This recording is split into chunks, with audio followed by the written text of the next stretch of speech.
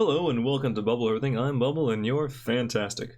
Today we're going to be going over all of these Silverquill cards. Oh, you guys can see the first one there. Here's the full art. Here's the first card.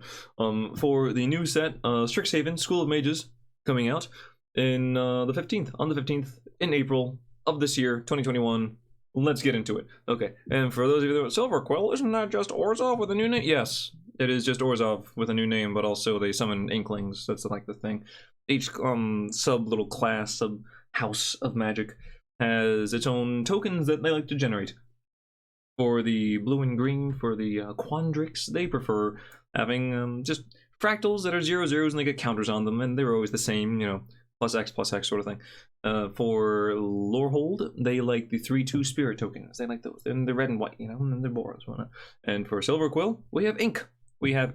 Let's see. So, before any bendy jokes spurt out of my mouth, let us begin. Blot out the sky. Pretty good card. So we have a, well, you can be the judge, who knows.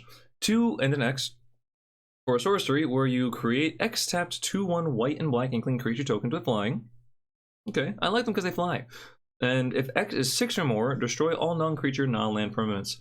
So at first it's like, wow, so I can have basically some kind of, the first place you're, well, I should say the first place my head goes is I shouldn't have eaten that food just before doing this, knowing that, you know, I should probably have some water to wash it down, but we're gonna power through.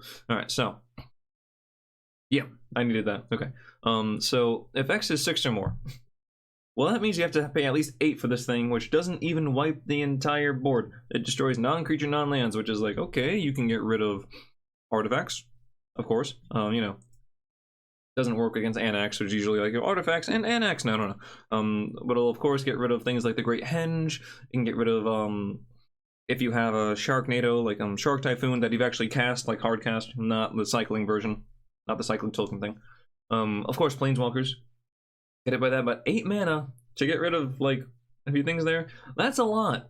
Where you usually want to kill, you know, the creatures. This leaves the creatures there and it creates a whole lot of tapped creatures, so you can't even really use this to help stabilize on the board.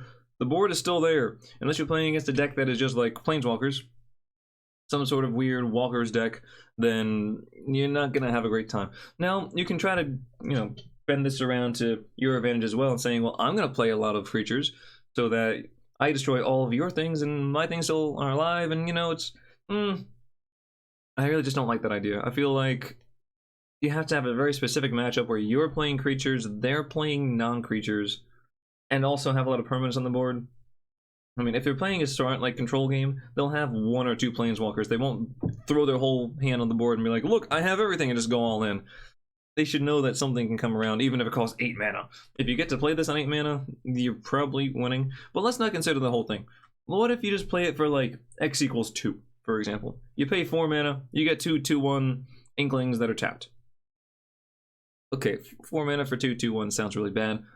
So, actually, the more I look at this card, the less I like it. The artwork I think is cool. Just, it's not like the most interesting scene, but you introduce yourself, it introduces you to the Inklings. I should just call this Introduction to Inklings, like 101, like that's it. Here they are. They exist. But, yeah, I actually don't really like this card too much. It costs a lot to do something that doesn't even do a whole lot? No.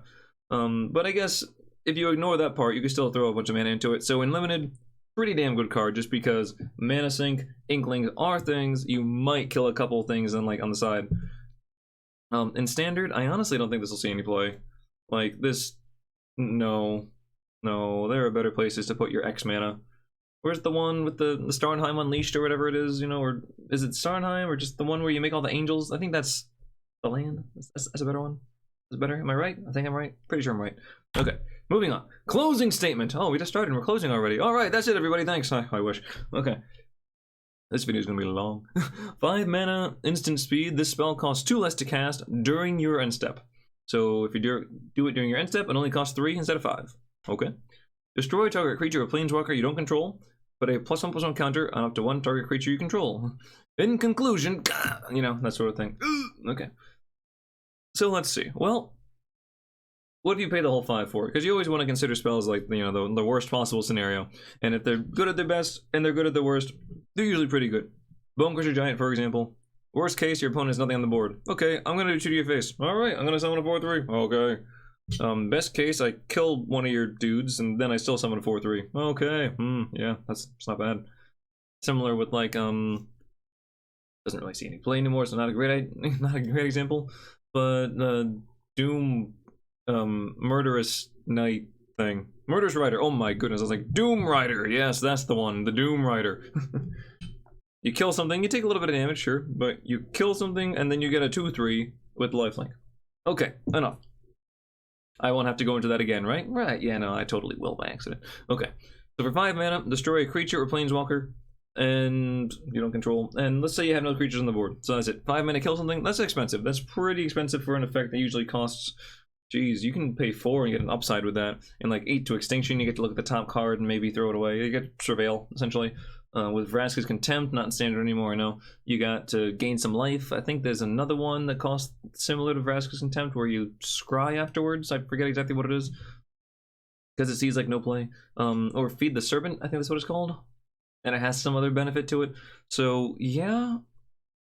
That's usually something that goes for 4 mana with some other upside to it. So for 5 mana, it's not a good deal. But if you do it for 3 mana, we might have a deal in our hands. Howie, bring on the button. I think for 3 mana, this card is really fantastic, and they struck a nice little balance in between. If it was 4 mana, then it would be just fine, and it probably wouldn't see any play because it'd be just fine, unless the format slowed down like a lot. So, that being said, in limited, you just keep it because, you know, it's a removal spell, so absolutely, you take all the removal you can in limited. In standard, I wouldn't be surprised if this saw 0 play. Having to cast this during your end step to have it like be worth something is pretty bad, honestly. Unless you don't have any other instance, in which case, like, sure, I'll just cast this during my end and we'll be good. Then, really, also, that means you have to do it after combat, so you can't use it, kill a thing, and then, if you want the discount, of course, you can't use it, kill a thing, and then go into combat and swing for lethal. It's like, okay, I'm gonna kill you next turn, maybe. You can also, of course, do it during your opponent's turn. It just has, you have to pay 5 for it, so not too exciting there. So I'm not excited for it, but unlimited, grab it. Dramatic Finale. Oh yes, the hybrid thing. Obligatory. Have to say Devotion is still in standard with Theros, so watch out for those, mana symbols. It could be worth something. Heliod, thanks you. All right, now then, enchantment. Yes, creature tokens you control get +1/+1. Every school of Magic, every house actually does make tokens, so that could be something like good for multiple things, not just Silverquill. It could be good for Lorehold because they're also using white. It could be good for Witherbloom because they also have black. Okay, whenever one or more non-token creatures you control die, create a 2/1 white and black inkling creature token with flying, and it only triggers once each turn. So important to note here is that this is not like some sort of luminous, was it Luminous Broodmoth, I guess, or Luminous Moth? You know, the 4 mana thing where they come back with flying and then they just die afterwards. This is not that effect. This is whenever 1 or more die. So if they hit you with the board wipe, you get 1 token.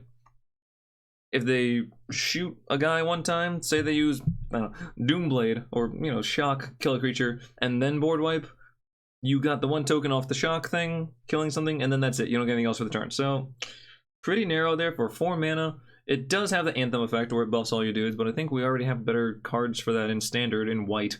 So unless you're running this in a deck that doesn't have white and black, so I guess that would be either like, black and green, Golgari, Witherbloom, whatever, or just mono black. I don't know. I wouldn't really bother with this card. It looks nice, it's cool, but for what it doesn't do it very well. In limited, it's okay, because I guess you get something off of it, but it still costs a lot to do, not too much, unless you have a huge token focus. Unless you have a lot of token generators, in which case this could kind of push it towards being playable and limited. In standard, no. Okay. Exhilarating Elocution. Hopefully it's what I'm delivering right about right now. I think that's how that works. I don't know. Is it more of a monologue because I'm talking to you, but I'm talking really to myself? The mind boggles. Anyway, 4 mana for a sorcery. Put 2 +1/+1 counters on a target creature you control and set up properly. Other creatures you control get +1/+1 until end of turn. So you put 2 counters on something, and then other things get a little buff for the little while. Not great. The counters thing usually goes around like the blue and green, not so much even outside of this this set. There was also a thing in Ravnica where Simic liked to get +1/+1 counters. So, to show like mutation and creatures growing and such. So I'm not really too keen on this one either. I mean, it's not a combat trick, it's a sorcery speed thing. It's a nice little buff alongside. I mean, in limited, okay, you can play one of these and see if you don't like, if you can make it go somewhere if you have no other combat tricks. In standard, this should see 0 play. So there we go. All right, Fracture. Ah, look at this. Now this is a card. This is a card. Is this a card? I think we found a card, folks. 2 mana, instant speed. Destroy target artifact, enchantment, or planeswalker. Guys, this is a good one. This is a spicy one. Now, to say this is a sideboard card doesn't really quite do it justice. This is an absolutely super solid. If you're running black and white in a deck with whatever other colors, you will run this in your sideboard if you're in best of 3, naturally. And you could even like potentially do this in limited if you know your opponent got lucky and got one of the 5 planeswalkers in the set. I'm pretty sure there's 5. I don't know. I didn't really count. One of them's dual faced. Do you really count that as 2? Probably not. Let's see, the artifacts and enchantments. Like, there's pretty much going to be a target for this in almost every matchup. In best of 1, even in arena, I could see running like one of these, maybe 2. Unfortunately, it doesn't function like Wilt where it has cycling. This just, if you don't have a target that sits in your hand, you feel bad. But it's very, very good for what it does. 2 mana, instant speed, kill one of 3 things that almost every deck's going to have some of. Super good card. Really, like, in standard, even though I don't think it's going to see main deck play, I'm still going to give it like a full out 5 out of 5 because sideboard potential is huge. And in limited, not as great. I think it's more so like a 2, maybe a 1.5. But consider it if your opponent has those 1 or 2 things. If they have the planeswalker, have the removal. Okay. Humiliate, also for 2 mana, sorcery speed, target opponent reveals their hand. You choose a non-land card from it, that player discards that card. Put a +1/+1 counter on a creature you control. So, I guess there's a little like add counters theme going on here as well. Didn't realize that the first time I went through. Maybe I was blind. Anyway. So, this is a similar, obviously we had Thought Erasure, then we had Agonizing Remorse, now we have Humiliate. There's the usual gun like the 2 mana Inquisition kind of Thought Seize effect, but you know, with an upside because you're paying 2 mana for it. So it's not bad. Agonizing Remorse, the big thing with that was that not only did it exile cards from the hand, but could also exile from the graveyard if there wasn't really anything significant in the hand to hit. So this is not that good, and the fact that it costs 2 mana, like, it means you either have to play it later in the game, when you have creatures out, or if you play it on 2, then you have to have a 1-drop in order to get the +1/+1 counter. Otherwise, you should probably just run Agonizing Remorse because it costs black and generic mana instead of specifically black and white. Yeah. Unless you really want to do something with your opponent's graveyard, then there's that thing, because obviously Agonizing Remorse exiles, like I said before. So it's cool, but I don't like it. I don't like it because I think the timing for it's a little off. Make it cost 3, make it mind rot with a bonus. Maybe you're onto something there. But as a 2 mana thing, it's no. Killian! Is that this guy? Looks kind of like that guy. Yeah, I'm gonna say it's that guy. I don't know. Is the hairstyle right? Probably. You get a 2 mana 2/2 legendary lifelinker with menace. And spells that target a creature, spells you cast that target a creature, cost 2 less to cast. So if you're gonna buff something because, I don't know, maybe you want to do something along the lines of this. Instead of costing 4, now it only costs 2. That's actually not bad if it costs 2. Still not great, but not bad. And just baseline, what if it's just a 2 mana 2/2 menace lifelink? Okay. It can decently like help you stabilize against aggressive decks. Not only does it let you potentially attack and just get 2 damage through, but you can hold it back as a blocker for a little bit and like maybe soak up some 1/1s. And even without that, it's a 2 mana 2/2. Sure, you're not gonna be able to cast it every time, every turn 2, because it costs white and black, so it's a little tougher. But you can almost certainly like, you know, cast it for you can almost certainly cast it fairly reliably. Wow, there's a lot of ifs in there. It makes me think it's not so good. It's okay. I like the design. It's a solid creature for limited. In standard, no. Unless you really have a lot of spells that target a creature. Also note that it's not a creature you control, it's just a creature. So if you're using like kill spells, this will reduce the cost on Swift End, which is Murderous Rider's Adventure, which it usually costs, let's see, isn't it black, and 1? I'm pretty sure. I know one of them costs black, 1, the other one costs 2 and a black, so I forget exactly which one it is, but it'll reduce the cost a little bit there. And similarly with other things, if you use like Stomp, I know that costs like a little bit, so that'll go down to 1 from 2. Yeah, pretty nice little effect there, but as long as you can make use of the last part, because otherwise Medicine Lifelink probably isn't gonna win you the game. But there's nothing wrong with having it on there. Owlin, Shield Mage. Hello, Owlin. How do you do? That name seems very appropriate, seeing as you are an owl. 5 mana, 3/3 for Captain Obvious here. There's a flyer. And Ward! We see Ward! I don't know if I saw Ward before on like other cards, but this is Ward. This is a keyword. It's even not italicized. Which means it's actually a keyword and not just flavor text, or reminder text, actually.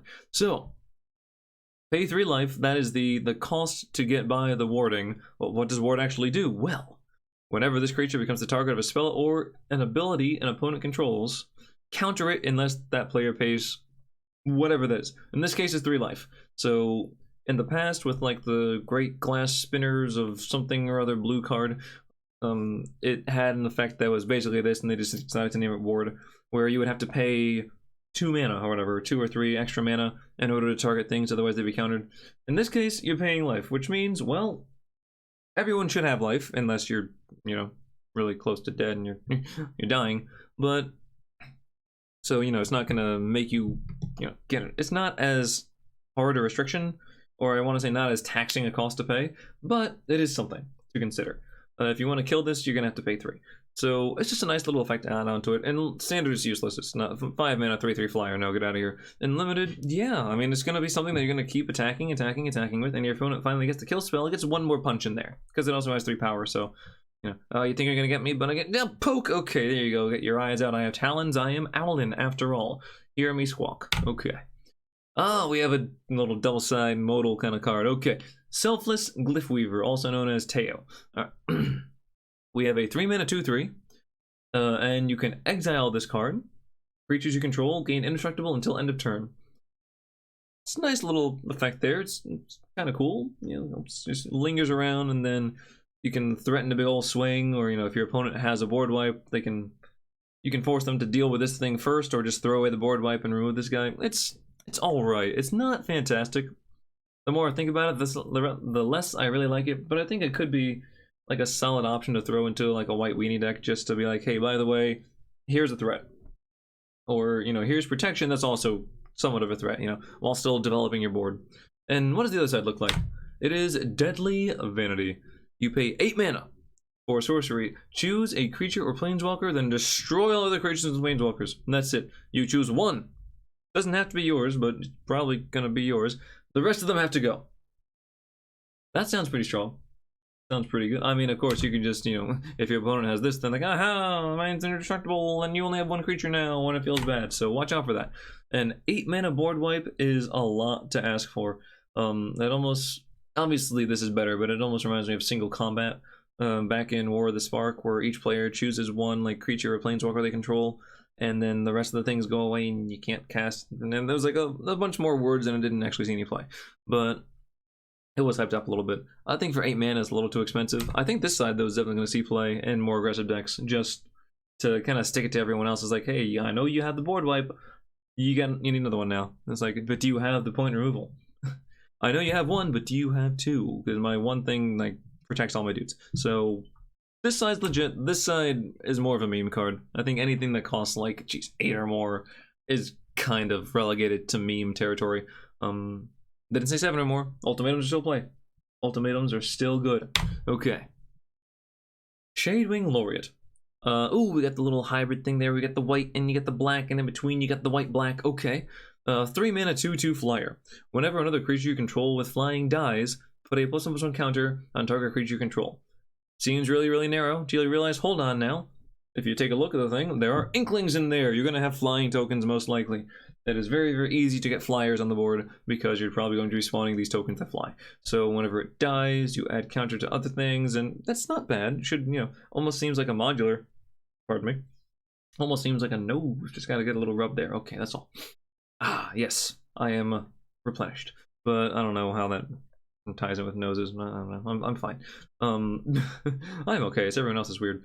Anywho, So it's a nice little effect there. Again, if you're leaning hard into the Inklings, especially in limited, where you're not really going to have access to too many other flyers, then that's cool. And it doesn't trigger off itself, so it's not just a, doesn't get that bonus there, which kind of takes away from it as well. You can't just throw it into a deck because you like it. But 3-mana 2/2 flyer is playable, but not really exciting. Standard is useless, don't get me wrong, it's terrible. In limited, it's okay. If you have enough token spawners or just enough flyers in general, then you can play this to some effect. But if not, then you know what? Just watch out. Okay. Ah, here we go. Shadrick Silverquill. Or you can just run this thing, it flies, right? So, here is the Elder Dragon for the Silverquill house. I'm gonna go with house now. It is a 5-mana 2/5 flying double strike, so almost like a 5-mana 4/5 flyer. Okay, you know what? That's something. At the beginning of combat on your turn, you may choose two. Each mode must target a different player. This is a weird card. This is strange. This is like kind of a weird play testing, skill testing. How well do you know the game? How well do you know yourself? So, let us discover a little bit and let's see where the ink lies. So the options are: target player creates a 2/1 white and black inkling creature with flying. Creature token with flying. Option 2, target player draws a card and loses 1 life. Or option 3, target player puts a +1/+1 counter on each creature they control. Vaguely reminiscent of Rankle, where all the effects are like, okay, it hits both people, kind of, not really. So how do you usually want to do this? Well, keeping in mind that you don't have to use the ability, but if you do, one of these effects has to hit your opponent. So ideally, they have no creatures, and you use the last one. So, like, okay, so they get nothing, and you get to draw and lose a life, or you get to make an Inkling. I suppose if they're really low on life, you can let them draw and take 1 point of damage, and maybe that'll be the 1 point that, pushes for lethal this turn. But if not, you probably don't want to give them a token, because it's at the beginning of combat, so you haven't declared attackers yet, which means that they get a blocker. I mean, I guess you can just use this to keep, like, okay, beginning of combat, get your token, I kill it, and I draw a life. I draw a card and lose 1, like, take 1 point of damage. Ugh. But do you really want to pay 5 mana for that effect, where essentially 5 mana every turn, draw a card and take 1 damage? No, there's Phyrexian Arena, which costs a lot less, which is super strong, don't get me wrong. Like, it costs, does it cost 2 or 3? I forget, but like, that's a card that exists, not in standard, but it exists. It doesn't see too much play, I don't think. So putting it on a body like this, no, it's very, very strange. In limited, still take it, because guess what? It's a 5-mana 2/5 flying double striker. It will win you the game. In standard, I feel like this won't see that much play. And the Rankle was hyped up to be like this super amazing. Oh my goodness! It has haste, it has really good stats for the cost, and it has like really good effects. And it was okay. This card I just think is okay, which means it's probably going to be even worse. Next up is Shale. Dean of Radiance. 2-mana 1/1 legendary bird with flying and vigilance. And you can tap it and put a +1/+1 counter on each creature that entered the battlefield under your control this turn. So the really important thing to note here is that there's no cost, there's no mana that you have to invest in this in order to use the effect. You just tap it. So, and the vigilance is nice because you can attack with it too, sure, whatever. I guess the important little thing as well is that you can declare your attack and then tap it, use the ability, and you're still attacking. So, okay, you get 1 extra point of damage out that way. But since it doesn't cost any mana to use the ability, that means that you can go ahead, dump all your mana into spawning tokens or playing creatures and not have to reserve any for this thing. Because usually, you have to pay like 2 or 3, and it's like, well, is that even really worth it at all? For 2 mana, just to play the creature, it's actually not bad. I don't see anything wrong with this. It's fine. It's middle of the line, maybe like 2.5 out of 5, maybe 3 out of 5, just because, it's nice. And even if you're not making the most out of it, which would involve playing a lot of creatures in 1 turn and then buffing them all, if you just, every turn, like, I play a creature, and it's a little bit stronger now. I play a 2-mana 2/2, it's now a 2-mana 3/3. Kinda, sorta. The longer this thing survives, obviously, the more value you get off of it. And you're probably just going to be punching in the air if it's a free alley to punch. Or just tap. Okay, give my counter give my counter a creature. So, yeah, solid card. Absolutely, very nice card. And the other side of it, we have Embrose, Dean of Shadow. 4 mana 4/4 legendary. You can tap, no mana associated, just tap. Put a +1/+1 counter on another target creature. Then Embrose, Dean of Shadow, deals 2 damage to that creature. Whenever a creature you control with a +1/+1 counter on it dies, draw a card. This is not to be underestimated. This, okay, it's not on the same power level at all, but it reminds me of Skull Clamp. Just saying. Now it's important to note that this is a creature you control with a counter on it dies, not just a creature, because otherwise you could hit your opponent's things, and as long as they have 1 power, then sure, you add the counter to it, so it goes to 2, or 1 toughness rather. You add the counter, so it goes to 2 toughness, then you shoot it for 2. Wouldn't that be crazy if it was tap, kill your opponent's creature, and draw a card? That would be insane. This is not that card. But the fact that you can just use it to either pump your things as long as they have more than 1 toughness, or just turn your little weak things, or weak inklings or whatever, into cards. That's nice. No vigilance, worth noting. So the 4 mana 4/4 is not really going to be doing too much else if you're doing that, but it's going to draw you a few cards. And you know what? Is card drawn black? Do we have it already in Village Rites? Yes. Is that better? Probably. But can you buff cards with it? No. Do you need to? Also no. Play Village Rites instead. Moving on. No, but I think this side's actually the better one. Not going to lie. I think this side's actually more solid. Play this in White Weenies. Turn 1, play 1 drop. Turn 2, play this. Turn 3, play a 1 and a 2 drop. Buff them both. Okay. Silverquill Apprentice. 2 mana for a 2/2 with Magecraft. Magecraft is just another keyword. It's actually just reminder text here because it's not really officially a keyword. Where whenever you cast a copy an instant or sorcery spell, that is Magecraft right there. Then whatever happens next is specific to the card. Target creature in this case gets +1/+0 until end of turn. Cool. You play stuff like a prowess thingy. Nothing wrong with that. And limited is fine. It's fine. It's not great because it doesn't buff the toughness at all, but it's cool. And standard, no, it's not worth a damn thing. But you know, it's a nice little card. 2 mana 2/2 with upside. All right. Silverquill command. Every house gets a command, and this one is yours. 4 mana sorcery speed, not instant. Choose 2. Target creature gets +3/+3 and gains flying until end of turn. Okay, that's not bad. Option 2. Return target creature card with mana value 2 or less. Also converted mana cost. They just renamed that to mana value to save space. And also to potentially be more intuitive. So reanimate creature card with mana value 2 or less. Alright. Not bad, you know, sure. The fact that it costs 4 means you probably have something that costs 2 or less in the graveyard by now. Timing's alright. Option 3. Target player draws a card, loses 1 life. And option 4. Target opponent sacrifices a creature. So that last one isn't super critical, but it's nice that you have the option for it. Whenever you have one of these commands where you gotta choose 1 or choose 2, you always want to have at least 1 fallback where one of these modes is always going to work no matter what. In this case, I feel like it's option 3. I think it's pretty obvious there, because case you have no creatures, your opponent has no creatures, both on the board and in the graveyard, well, at least you can draw a card and take 1 point of damage. And the other ones might just fizzle out, but oh well. It's not great, but it's something. So for that, it's kind of like maybe a 3 out of 5. I think it's just a little too expensive for what it does.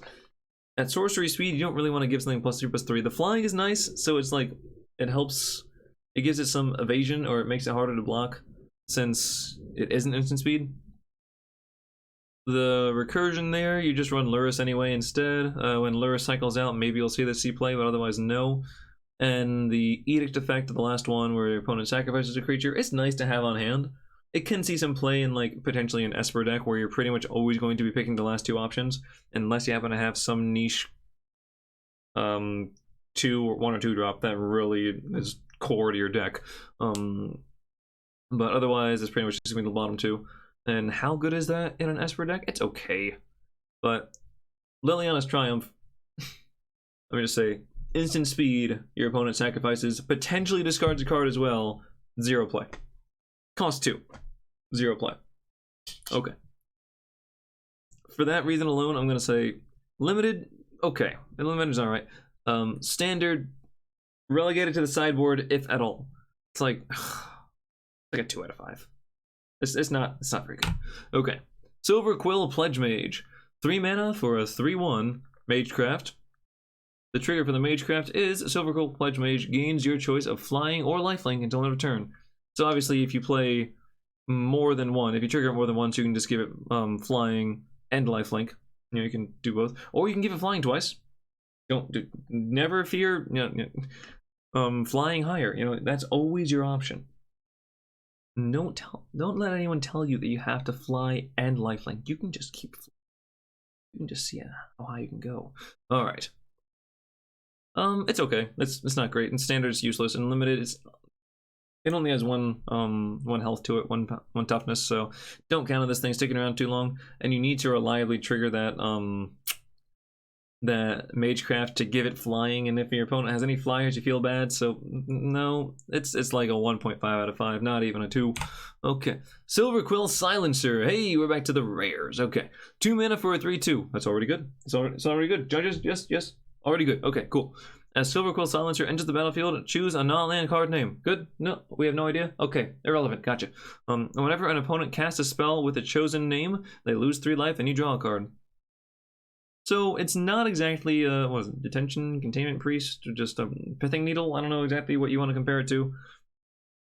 But it is not something that prevents your opponent from playing the card unless you're running some sort of really taxing, draining deck where you continuously take their life away, you know, in like small or big increments, whatever, to bring them down where every single card they play matters.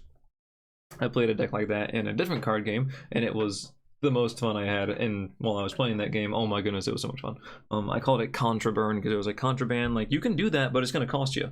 And then it was burning them, and also Contra because Konami. And oh, I said too much. So hold on one moment. I'm just going to clear my throat. Don't mind me. There you go. You're welcome. I have a mute button. I used it. All right. So let's see though. So 2 mana 3/2 on its own is good. There's nothing wrong with that at all. In limited, this is already above average. This is like, you know, a 3 out of 5, 3.5 out of 5. Cool. You run this card. And then if you happen to know what the non-land card name is, you can name a creature because, you know, people are running creatures there. You can name an instant or a sorcery, just not naming a land. You can name the Planeswalker. Like, this is legit. Ideally, you want to name something your opponent will probably play multiples of, so it's going to be something that tutors out itself, maybe, or just core to their deck where they have to play it. And you kill one, and like, well, I gotta play another one, otherwise my deck can't function. Something like Cat Oven, it would probably be the cat, or maybe not the cat, because, you know, the cat doesn't actually get cast each time. The Oven, maybe, I don't know, you could do something along the lines like Embercleave. Okay, you can do that. You know what I mean. It's okay. It's not the best effect, but for the sheer fact that it's on a 2 mana 3/2 body, it's pretty good. In standard, this could even see play if you're really trying to bog down your opponent that way. But I think this is, even though it's a solid body, it's more of a sideboard card there because, yeah, it's a solid body, but like, you gotta know your matchup there. If you know your matchups really, really well, if standard can, like, if the standard deck types or whatever can be established, and you will know what deck you're playing against by turn 2, then okay. I mean, you could always just hold on to this and play it later. But if not, then it's a sideboard card. Spiteful Squad. Okay, we're out of the Silverquill and into the Spite. So a 4 mana 0/0 Death Touch enters the battlefield with 2+1. So 4 mana 2/2 feels bad. When it dies, put its counters on target creature you control. So modular thing there. If you don't know, modular is basically the same thing. When it dies, you move the counters over. But you're playing a 4 mana 2/2 Death Touch. I guess that doesn't really matter. It just means you're not really going to be aggressive. Because it could be a 1/1 Death Touch and it still kills whatever it punches, you know? Yeah, this card sucks. I don't like this at all. Because you also have to have another creature on the board at the same time that wants to get the counters on it. That isn't just going to be irrelevant. Well, I guess I'll put it on my little 1/1, so I have a 3/3 versus the 2/2, and I'm not really making any headway. So, yeah.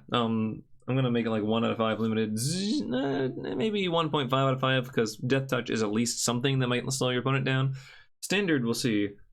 About as much play as there is on the card right there. And the power toughness, that's telling you what it is. It's a 0 out of 0. Don't divide by 0, there's a card for that. Okay. Umbral Juke.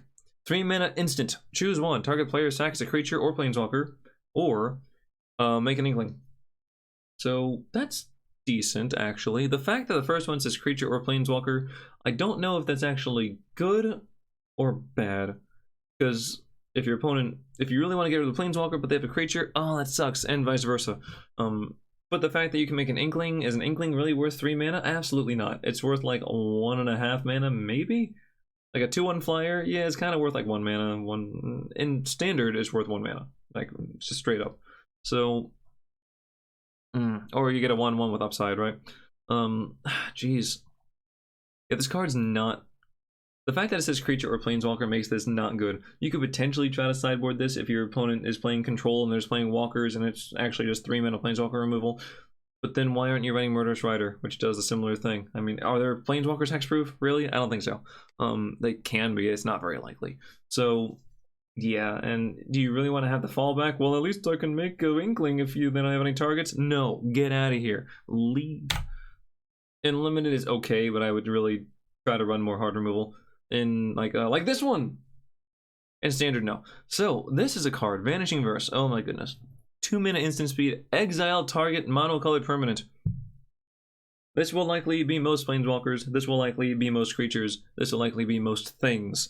One of the reasons why, geez, what was it called? I forgot what it was called, but there was a thing in the Ravnica Legions, I believe, where it was like exile all like multicolored or non-monocolored, whatever, permanents or creatures.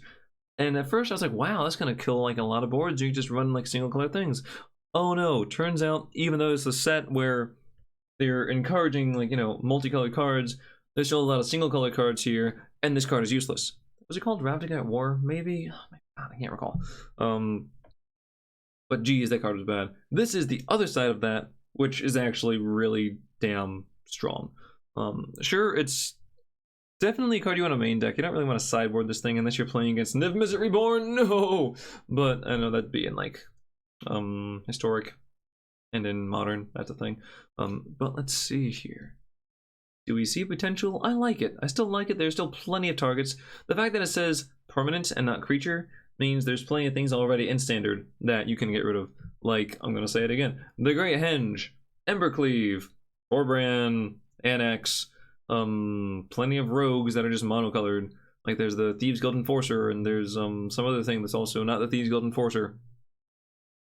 Need I say more? Yes, I literally just named the same rogue twice. But you get what I'm saying though. So solid card, 100% solid card.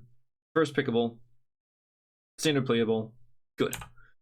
And that's it. We got there. Okay, under 40 minutes. That's not too bad. I could do better, but it's not too bad. So without further ado, thank you very much for watching. Feel free to check out the other reviews, which hopefully I'll put out all of them. There's gonna be a lot of reviews because I'm doing the colors, and I'm also doing the schools, and I'm also doing the colorless and the lands. Ooh, okay. And the lessons, they're already done, but you know, still, it's another video I had to do. So I hope you like it. I don't know. If not, then it's just I put something and I did a thing and I accomplished something. So that's cool. All right, and thank you very much for watching. Good night or good morning, depending on where you are in the world. But as always, good luck.